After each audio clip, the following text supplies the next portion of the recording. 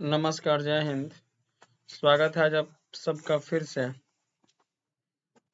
आज हम लोग टेस्ट नंबर 6 देखेंगे, बिहार सक्षमता परीक्षा स्पेशल का। चलिए तो स्टार्ट करते हैं प्रश्न नंबर 1 से। एक अन्य काल्पनिक रेखा जो ग्लोब को दो बराबर भागों में बांटती है उसे क्या कहते हैं?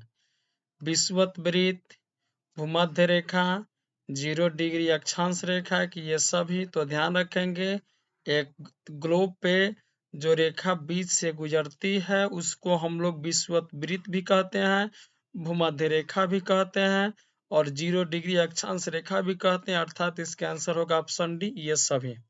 आगे,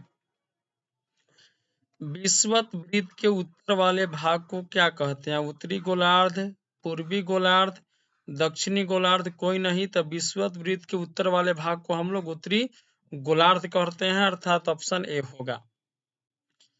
अगला है कि अक्षांशों की संख्या कितनी है? 180, 190, 360। कोई नहीं, तो इसका आंसर होगा अक्षांशों की कुल संख्या 180 है, अर्थात ऑप्शन ए होगा। आगे, महाराष्ट्र का चंद्रपुर और ब्राजील में बेलो होरिजेंटो दोनों कितने अक्षांश पर स्थित है? तो ध्यान रखेंगे, ऑप्शन ए है 10 डिग्री, 20 डिग्री, 30 डिग्री। कोई नहीं, तो आंसर होगा ऑप्शन बी, 20 डिग्री। तो महाराष्ट्र का जो चंद्रपुर है वो 20 डिग्री उत्तरी अक्षांश में है, उत्तरी गोलार्ध में है, जबकि ब्राजील में जो बेलो होरिजेंटो है वो 20 डिग्री दक्षिणी गोलार्ध में है। ठीक है, और ये एग्जाम्पल मैंने इसलिए लिया है क्योंकि ये एनसीईआरटी का एग्जाम्पल है, इसलिए मैंने इसको हूबहू उतार करके रख दिया। इस सवाल को पूछे जाने की संभावना है। आगे, विषुवत वृत्त के उत्तर 23.5 डिग्री ऊपर वाले रेखा को क्या कहते हैं? जैसे ये आपका ग्लोब है और ये विषुवत वृत्त है, इसके ऊपर में जो एक 23.5 डिग्री पे रेखा होगी इसको क्या कहेंगे? ऑप्शन है कर्क रेखा, मकर रेखा, उत्तरी ध्रुव, दक्षिणी ध्रुव। तो देखिए, उत्तर वाले को कहते हैं कर्क रेखा और 23.5 डिग्री नीचे वाले को कहते हैं मकर रेखा। तो उत्तर वाले को हमसे पूछा है तो आंसर होगा ऑप्शन है कर्क रेखा कहते हैं। आगे, विषुवत वृत्त के दक्षिण 23 डिग्री वाले भाग को क्या कहते हैं? मकर रेखा, कर्क रेखा, अक्षांश रेखा। कोई नहीं, तो दक्षिण वाले को कहते हैं मकर रेखा, अर्थात ऑप्शन ए होगा भाई। कर्क रेखा अगला है, कर्क रेखा और मकर रेखा के बीच क्षेत्र को क्या कहते हैं? उष्ण कटिबंध, शीतोष्ण कटिबंध, शीत कटिबंध। कोई नहीं, तो कर्क और मकर रेखा वाला जो भाग होता है बहुत ज्यादा गर्म वाला होता है, अर्थात हम लोग इसको कहेंगे क्या चीज? तो उष्ण कटिबंध कहेंगे। कर्क रेखा भारत के कितने राज्यों से होकर गुजरती है? 8, 9, 10 कि 7? तो ध्यान रखेंगे, भारत के 8 राज्यों से कर्क रेखा होकर के गुजरती है। और इसको याद करने का ट्रिक होता है, मित्र पर गमछा झार। मिजोरम, त्रिपुरा, पश्चिम बंगाल, राजस्थान, गुजरात, मध्य प्रदेश, छत्तीसगढ़ और आपका झारखंड। 1, 2, 3, 4, 5, 6, 7 और 1, 8। ठीक है, तो आंसर ए होगा 8। निम्न में से किस राज्य से होकर कर्क रेखा गुजरती है? मिजोरम, पश्चिम बंगाल, झारखंड, ये सभी। तो मिजोरम से भी गुजरती है, पश्चिम बंगाल से भी गुजरती है, झारखंड से भी गुजरती है, अर्थात इसका आंसर होगा ऑप्शन नंबर डी होगा। सवाल नंबर 10वां, टोंगा द्वीप किस महासागर में स्थित है? हिंद महासागर, प्रशांत महासागर, अटलांटिक महासागर। कोई नहीं, तो ये जो टोंगा द्वीप है ये प्रशांत महासागर में स्थित है, अर्थात ऑप्शन बी होगा इसका आंसर। मॉरिशस द्वीप किस महासागर में स्थित है? हिंद महासागर, प्रशांत महासागर की अटलांटिक महासागर? तो मॉरिशस द्वीप जो है वह हिंद महासागर में स्थित है, ऑप्शन ए होगा। स्थान का निर्धारण किसके द्वारा होता है? देशांतर रेखा, अक्षांश रेखा, मकर रेखा कि ध्रुव के द्वारा? तो अक्षांश का जो स्थान का जो निर्धारण होता है वह अक्षांश रेखा के द्वारा होता है, जबकि समय का जो निर्धारण होता है वह देशांतर रेखा के द्वारा होता है। अर्थात इसका आंसर होगा ऑप्शन बी। देशांतरों की कुल संख्या कितनी है? 180, 360, 420, कोई नहीं। तो अक्षांशों की संख्या 180 है, जबकि देशांतरों की कुल संख्या 360 है। ऑप्शन बी होगा। आगे, उनका समय ग्रीनविच से पीछे होगा जो पश्चिम में है, पूरब में है, उत्तर में है कि दक्षिण में है? तो देखिए, ग्रीनविच से अगर आप पश्चिम में जाएंगे तो समय होगा क्या? तो पीछे। और अगर पूरब में जाएंगे तो समय क्या होगा जी? तो आगे।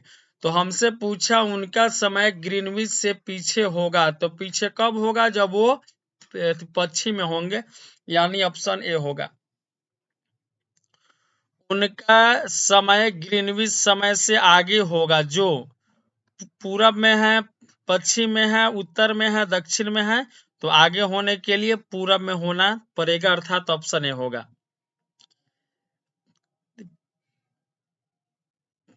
अगला है, पृथ्वी 1 घंटे में कितना डिग्री घूमती है? 4 डिग्री, 15 डिग्री, 20 डिग्री, 28 डिग्री? तो आंसर होगा क्या चीज जी? तो 15 डिग्री, ऑप्शन बी। भारत का मानक समय क्या है? 82.5 डिग्री पश्चिमी देशांतर, 82.5 डिग्री पूर्वी देशांतर, 23.5 डिग्री उत्तरी देशांतर? कोई नहीं। तो भारत का जो मानक समय है वह है 82.5 डिग्री पूर्वी देशांतर। ध्यान रखेंगे इसको। भारत का मानक समय ग्रीनविच समय से कितना आगे है? 5 घंटा यानी 5.5 घंटा, 6 घंटा 12 मिनट, 4 घंटा 28 मिनट? कोई नहीं। तो इसका आंसर होगा ऑप्शन ए। भारत का जो मानक समय है वह ग्रीनविच के समय से 5 घंटा 30 मिनट आगे है। रूस ने कितने मानक समय को अपनाया है? 10, 11, 16 की 17? तो इसका आंसर होगा ऑप्शन बी। रूस ने 11 मानक समय को अपनाया है। चलिए आगे बढ़ेंगे।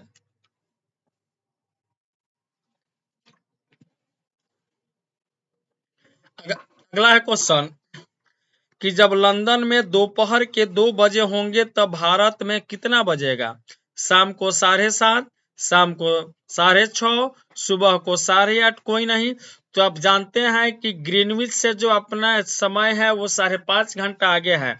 तो लंदन में अगर 2 बजे होंगे तो 5.5 घंटे आगे का मतलब हो गया 5 या 2 7, यानी कि 7:30 बजे। ऑप्शन ए होगा इसका आंसर। अगला है कि प्रमुख यमयोत्तर का मान है 0 डिग्री, 90 डिग्री, 60 डिग्री? कोई नहीं। तो इसका आंसर होगा ऑप्शन है 0 डिग्री प्रमुख यमयोत्तर है। शीत कटिबंध किसके नजदीक है? ध्रुवों के, विषुववृत्त के, कर्क रेखा के, मकर रेखा के? तो शीत मतलब ठंडा वाला भाग, और वो कहाँ है? तो ध्रुवों के नजदीक है। ऑप्शन ए। दक्षिणी ध्रुव वृत्त स्थित है उत्तरी गोलार्ध में, दक्षिणी गोलार्ध में, पूर्वी गोलार्ध में? कोई नहीं। तो दक्षिणी ध्रुव वृत्त कहाँ स्थित होगी? दक्षिणी गोलार्ध में। Option B. ग्रिड किसका जाल है? अक्षांश रेखाओं एवं देशांतरीय यमोत्तर का, कर्क रेखा एवं मकर रेखा का, उत्तरी ध्रुव एवं दक्षिणी ध्रुव का? कोई नहीं। तो ध्यान रखेंगे ग्रिड जो है अक्षांश रेखाओं एवं देशांतरीय यमोत्तर का जाल है। आगे, उत्तरी गोलार्ध में सबसे बड़ा दिन कब होता है? 21 मार्च, 22 दिसंबर, 23 सितंबर, 21 जून? तो उत्तरी गोलार्ध में सबसे बड़ा दिन होता है 21 जून को। दक्षिणी गोलार्ध में सबसे बड़ा दिन होगा 22 दिसंबर को। दिन और रात उत्तरी गोलार्ध में बराबर होगा 21 मार्च को, और दक्षिणी गोलार्ध में दिन और रात बराबर होगा 23 सितंबर को। इन चारों तिथि को याद रखेंगे आप लोग। दक्षिणी गोलार्ध में सबसे बड़ा दिन कब होता है? तो अभी मैंने बताया ना 22 दिसंबर को दक्षिणी गोलार्ध में। किस तिथि को उत्तरी गोलार्ध में दिन और रात बराबर होता है? तो 21 मार्च, ऑप्शन बी। किस तिथि को दक्षिणी गोलार्ध में दिन और रात बराबर होता है? तो दक्षिणी गोलार्ध में 23 यानी सितंबर को, ऑप्शन बी होगा। गर्मी में क्रिसमस का पर्व कहाँ मनाया जाता है? जापान में, रूस में, ऑस्ट्रेलिया में, कोई नहीं। तो गर्मी में क्रिसमस का जो पर्व है वो हम लोग ऑस्ट्रेलिया में मनाते हैं, ऑप्शन सी होगा। एक लीप वर्ष में कितने दिन होते हैं? 365, 366, 364, कोई नहीं।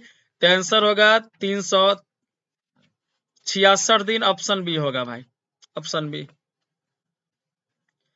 निम्नलिखित में से कौन सा कथन सत्य है? पर्वत, पठार, मैदान, नदियां, महासागरों को भौतिक या उच्चावच मानचित्रित कहा जाता है। बिल्कुल बात सत्य है। राज्यों, नगरों, शहरों, गांवों को दर्शाने वाले मानचित्र को राजनीतिक मानचित्र कहते हैं। ये भी बात सही है। जो मानचित्र विशेष जानकारियां प्रदान करते हैं उसे थीमेटिक मानचित्र कहते हैं। ये भी बात सही, अर्थात इसका आंसर होगा ऑप्शन डी। ये सभी सत्य हैं। अगला है, मानचित्र के बारे में कौन सा कथन सत्य है? नीले रंग का इस्तेमाल जलाशय के लिए होता है। बिल्कुल। भूरे रंग का इस्तेमाल पर्वतों के लिए होता है। बिल्कुल। पीले रंग का इस्तेमाल पठारों के लिए होता है। बिल्कुल। हरे रंग का इस्तेमाल मैदानों के लिए होता है। बिल्कुल, अर्थात आंसर होगा ऑप्शन ई। ये सभी कथन क्या हैं? तो सत्य हैं। ध्यान रखेंगे इसको। जहां स्थल, जल एवं हवा एक साथ मिलते हैं उसे वायुमंडल कहते हैं, जीवमंडल कहते हैं, जलमंडल कहते हैं, कि बी और सी दोनों? तो जहां पर स्थल मिलेगा, जल मिलेगा, हवा मिलेगा, वहीं तो जीवन संभव होगा, और उसी को हम लोग जीवमंडल कहते हैं। ऑप्शन बी होगा। विश्व का सबसे गहरा भाग प्रशांत महासागर का मोरियाना गर्त है। इसकी गहराई कितनी है? Option A 8850 metre, 11022 metre, 10250 metre, की कोई नहीं। तो ध्यान रखेंगे, मोरियाना गर्त की जो गहराई है वह है 11022 मीटर। अगला क्वेश्चन है कि माउंट एवरेस्ट को नेपाल में किस नाम से जाना जाता है? औरक्षक के नाम से, सागरमाथा के नाम से, जीवनदैनी के नाम से, कोई नहीं। तो इसका आंसर होगा माउंट एवरेस्ट को नेपाल में सागरमाथा के नाम से जानते हैं, यानी ऑप्शन बी होगा भाई। अगला क्वेश्चन, विश्व की पहली महिला जिसने माउंट एवरेस्ट पर कदम रखा था? जुनको तबई, बछेंद्री पाल, एडमंड हिलेरी, तेंजिंग नोगरो? तो इसका आंसर होगा विश्व की पहली महिला है जुनको तेबई। और अगर भारत का पूछे कि भारत की प्रथम महिला कौन थी, तो आंसर होता क्या जी? बछेंद्री पाल। भारतीय बोले तो बछेंद्री पाल, विश्व का बोला है तो आंसर होगा जुनको तेबई, जो जापान की रहने वाली थी। आगे, विश्व का सबसे बड़ा महाद्वीप कौन सा है? अफ्रीका, यूरोप, एशिया, कोई नहीं। तो विश्व का सबसे बड़ा महाद्वीप एशिया महाद्वीप है। एशिया को यूरोप से अलग करने वाली पर्वत है एंडीज, यूराल, यूरेशिया, कोई नहीं। तो एशिया को जो यूरोप से अलग करता है उसे हम लोग कहते हैं यूराल पर्वत, ऑप्शन बी। यूरोप एवं एशिया के संयुक्त भूभाग को क्या कहते हैं? यूराल, यूरेशिया, यूके, कोई नहीं। तो यूरोप और एशिया के जो संयुक्त भूभाग होते हैं उसे हम लोग यूरेशिया कहते हैं, अर्थात ऑप्शन बी होगा इसका आंसर। चलिए, तो आज हम लोग 40 प्रश्न देखे। आज का सेवा इतना ही। जय हिंद, जय भारत, भारत माता की जय।